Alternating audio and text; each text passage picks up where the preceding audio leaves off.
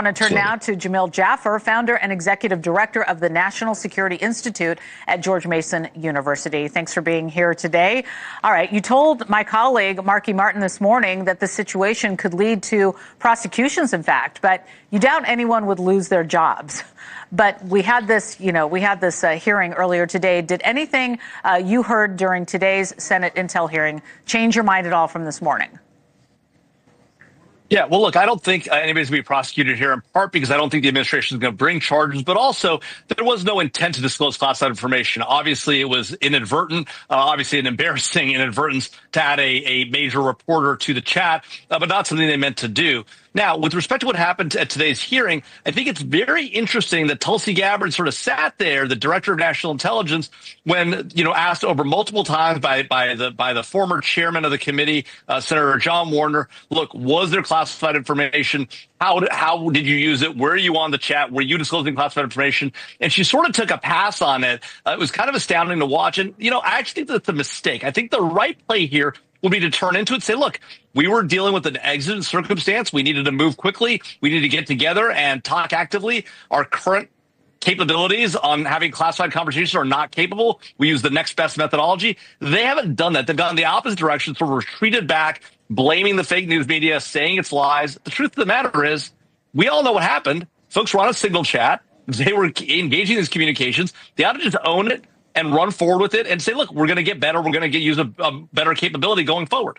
And don't you wonder, too, if there could be some kind of system that has a fail-safe where if somebody, are you sure you want to add this person to the chat? I've seen things like that before online, and that seems like something that should have happened here. But the Trump administration has repeatedly attacked this journalist we're talking about from The Atlantic, Jeffrey Goldberg. Listen to what National Security Advisor Mike Waltz had to say about him earlier.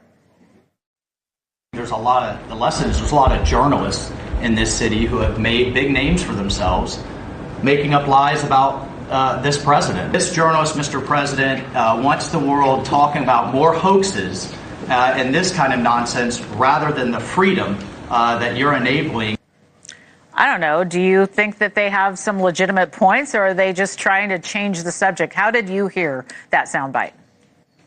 Well, look, what is clear is nobody's denying this story, right? Everyone acknowledges. In fact, the White House spokesperson, the National Security Council spokesperson who works for Mike Waltz, confirmed that these were legitimate texts, that Goldberg had the story right. The question whether there's classified information on it and whether operational details are classified or not, that, they can debate that all they want. But the truth is these conversations were happening on Signal. There's no fake news here. That's real news. And you can attack the reporter. You can be critical of Jeffrey Goldberg if you want. You can be critical of any other reporter. But in this case, the story was true. And so, I think the administration's better play here, rather than going after the reporter, going after fake news, is to say, look, this is a challenging situation. We don't have the apps we need to do this communications the way we ought to. We're going to get better at that. This is a problem, and we're working it. Instead, it's sort of a full-on, let's go after the reporters and not the story.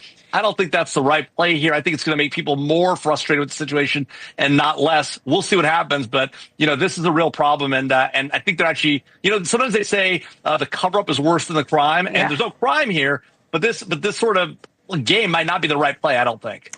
Well, we've got much more to go on this, and we appreciate your perspective. Jamil Jaffer, thank you very much for joining us today. We'll talk again soon.